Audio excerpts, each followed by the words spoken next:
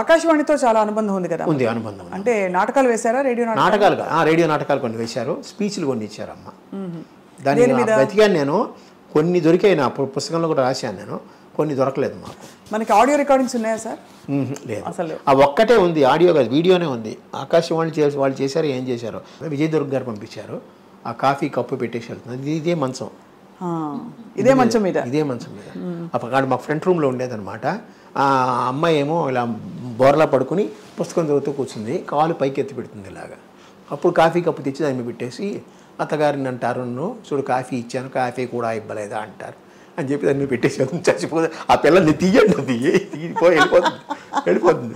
So మంచి చమత్కారి అమ్మ కదా, చాలా బాగుంది. కానీ ఇంత మంచి అమ్మ తెర బయట గలగలగలగా తిరుగుతూ అలా ఇన్ని చేస్తూ నేర్పిస్తూ ఉన్న అమ్మ ఇంకా ఫైనల్ దశలో సార్ కష్టంగా ఉండేదా మనసులో? చాలా. నేనేం చేశానో నాకే తెలియదు, నేను ఏమేమి బ్లండర్స్ చేశాను, ఏమేమి తప్పులు చేశాను నాకే తెలియదు. అట్లా ఒక సంవత్సరం పాటు పిచ్చి పట్టిన బండిలో తిరిగేవాడిని.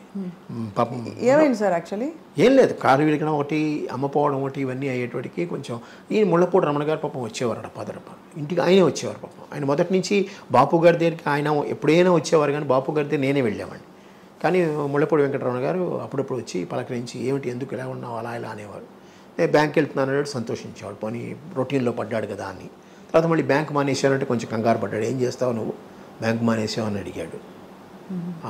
మనకు ఉండే జీతాలే కదా ఎలా ఇలా అంటే, లేదండి హోమియోపతిలో ఏం వస్తుంది అట్లా ఇట్లా. తర్వాత నేను కొంచెం పాపులర్ అయ్యేటోడికి కొంచెం ఆయన సంతోషించాడు.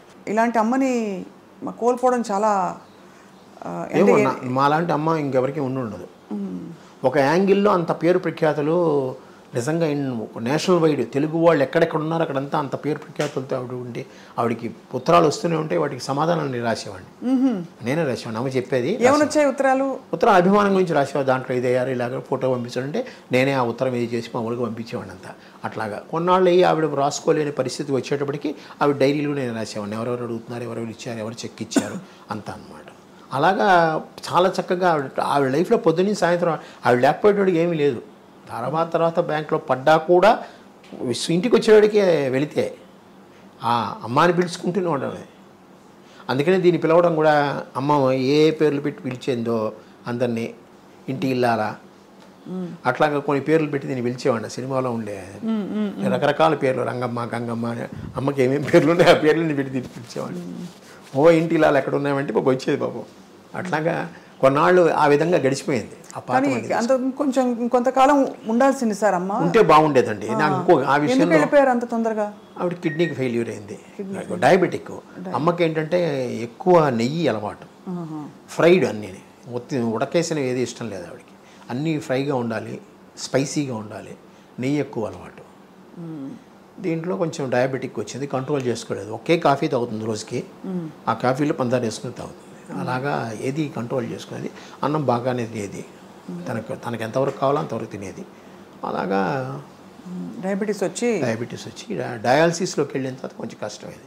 మీరు అడిగిన దానికి జయలలిత గారు అమ్మ పోయినప్పుడు దీంట్లో వచ్చి అమ్మ శవపేటిక మీద ఇది వేసి మాట్లాడి ఒకటే అన్నారు, నన్ను అనంత్ అని పిలుస్తుంది ఆవిడ.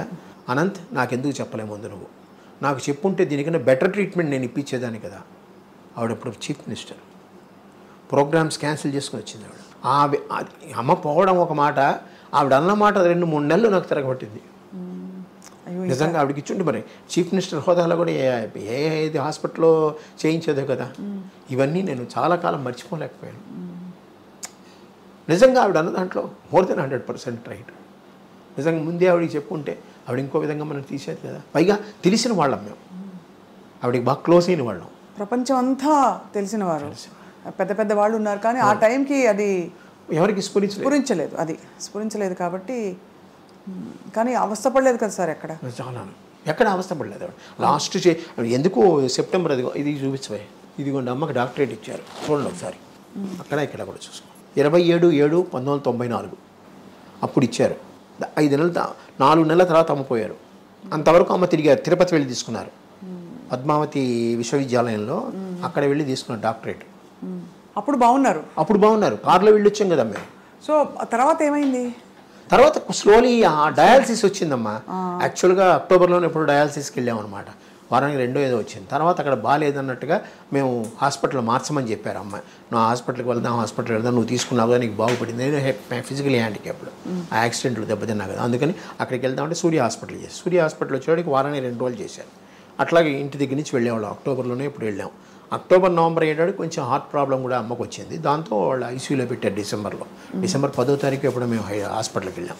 అక్కడి నుంచి అలాగా అయిపోయింది. కానీ వీళ్ళందరూ రాధాకుమారి గారు కానీ, ముళ్ళపూడి వెంకటరమణ గారు కానీ, వాళ్ళ మిసెస్ గారు, వాళ్ళ తాలూకు వాళ్ళు అందరూ, సినిమా వాళ్ళు ఇక్కడ ఉన్న వాళ్ళందరూ హాస్పిటల్కి వచ్చి చూసిన వాళ్ళే. హాస్పిటల్లో ఎన్ని రోజులు ఉన్నారు సార్? హాస్పిటల్లో 11 రోజులు 12 రోజులు ఉన్నారు. 12 రోజులు ఉన్నారు. కానీ ఈ వార్త వినగానే అందరూ వదిలైపోయి ఉంటారు. అందరూ అయిపోయారు. అది పైగా రాత్రి అమ్మ 9:15 ఎంతకో పోయారు.